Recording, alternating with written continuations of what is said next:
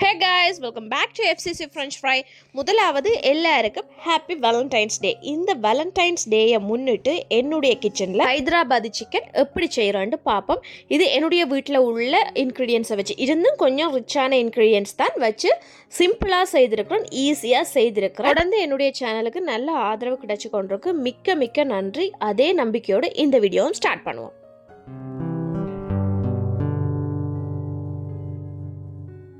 இந்த சிக்கனுக்கு ஒரு நல்ல வாசம் தரத்துக்கு ஸ்பைசஸ் கொஞ்சம் அரைக்க வேணும். 4 ஏலக்காய், ஒரு 4-5 பட்டை, ஒரு 3 கிராம்பு, ஒரு 1/2 டீஸ்பூனுக்கு மிளகு, 1/2 டீஸ்பூனுக்கு மல்லி, அதோட ஒரு 1/2 டீஸ்பூன் ஷாஹி ஜீரான்ற ஒரு ஜீரகம் இருக்குது, அதோட பெருஞ்சீரகம் 1/2 டீஸ்பூன் சேர்த்துட்டு நல்ல வாசம் வார அளவுக்கு இதை வறுத்தெடுக்கணும். வறுத்தெடுத்துட்டு இதை ஆற விட்டுட்டு அரைச்சிட்டிங்கன்னு சொன்னால் மசாலா ரெடி. அடுத்தது வெங்காயம் பொரிக்கிறதுக்கு ஒரே அளவில் இந்த மாதிரி கட் பண்ணி எடுக்க வேணும். கட் பண்ணிவிட்டு பொரிக்கும் போது நல்லா கையில் கசக்கி போட்டிங்கன்னு சொன்னால் நல்ல ஈவனாக அது விரிஞ்சு வரும். அதோட கண்டினியூஸாக அதை ஸ்டர் பண்ணி கொண்டு இருக்கணும். எல்லாமே ஒரே கலரில் வாரத்துக்கு போட்டுட்டு வேறு அளவில் பார்த்தீங்கன்னா ஒவ்வொன்றும் ஒவ்வொரு கலரில் இருக்கும். அதை லைட்டாக சாதுவாக அங்கங்கே ப்ரௌனாக வரையக்கில் எடுத்துருவோம். ஏன்னா தொடர்ந்தது பொரியக்கில் கலர்கள் வேரியேஷன் வரும். அடுத்து 450 கிராம் சிக்கன் எடுத்துருக்கிறேன். அதில் ஃப்ரெஷ்ஷாக அரைச்ச உள்ளி பூடு, 5 உள்ளி, ஒரு துண்டு இஞ்சி எல்லாத்தையும் சேர்த்து அரைச்சி அந்த கூழ், அதோட நாங்கள் ஃப்ரெஷ்ஷாக அரைச்ச மசாலா, ஒரு மேசக்கரண்டிக்கு தனி மிளகாய்த்தூள், இது மட்டும்தான் ஸ்பைசஸ். ஒரு 1/2 டீஸ்பூனுக்கு மஞ்சள், தேவையான அளவு உப்பு, அதோட நாங்கள் பொரிச்ச வெங்காயத்தில் ஒரு பாதி சேர்த்துட்டு ஒரு தேசிப்புளி கட்டாயம் சேர்க்கணும். சேர்த்துட்டு அதோட 6 பச்சை மிளகாய், கொத்தமல்லியில் புதினாயில் கொஞ்சம் கொஞ்சம். எனக்கு இந்த பேண்டன் லீஃப் ரம்பையில வாசம் பிடிக்கும், அதெல்லாம் அதையும் கொஞ்சம் நறுக்கி போட்டிருக்கேன். ஆனால் ரெசிப்பியில் அது இல்லை. 2 ஸ்கூப் குழிக்கரண்டி தயிர் சேர்த்துட்டு நல்லா கலந்து விடணும். கலந்து விட்டுட்டு இதை 2 மணித்தியாலம் மேக்ஸிமம் 2 மணித்தியாலம் இதை மேரினேட் பண்ண வேணும்.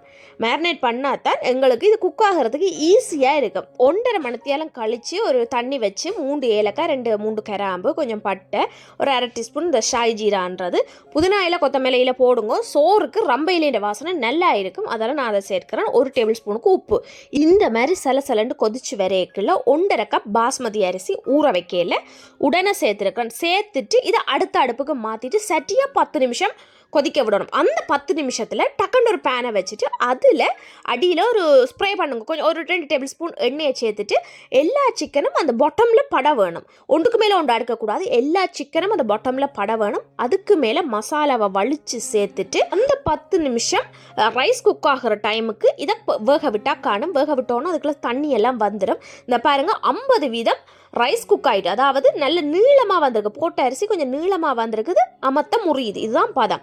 உடனே இதில் இந்த கிரேவி வந்துட்டு தானே, இதுக்கு மேலே அந்த ரைஸை நாங்கள் ப்ளேஸ் பண்ணிடணும். ப்ளேஸ் பண்ணிவிட்டு பொரிச்ச வெங்காயம், ரோஸ் வாட்டர், கொஞ்சம் போல் குங்குமப்பூவை பாலில் கலந்து சேருங்க, இல்லாட்டி சுடுதண்ணில் போட்டு சேருங்க. நான் ஃபுட் கலர் தான் யூஸ் பண்ணுறேன்.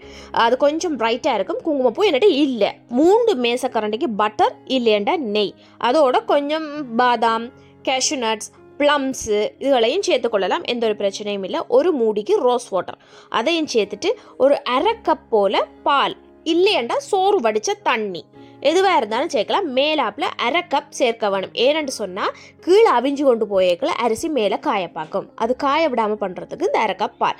நல்ல டைட்டான மூடி போடுங்க. இல்லையண்டா ஒரு பிளேட்டை மேலே வச்சுட்டு நல்ல ஹெவியான வெயிட் வச்சுட்டு 15-20 நிமிஷம் தம் போட்டிங்கன்னா காணும். பர்ஃபெக்டாக குக் ஆயிரும். ஹீட் வந்து உங்களோட அடுப்பில் எவ்வளவு குறைவு இருக்குதோ அந்த அளவு குறைவில் வைங்கோ. அப்படி இருந்து கொஞ்சம் ஹீட்டாக பத்துதுன்னு சொன்னால் கீழே ஒரு தோசைக்கல்லை வச்சுட்டு அதுக்கு மேலே வைங்கோ. அது காணும். வச்சுட்டு அப்படியே ஃபுல்லாக கலக்கக்கூடாது. இதில் எல்லா கலரும் தெரிய வேணும்.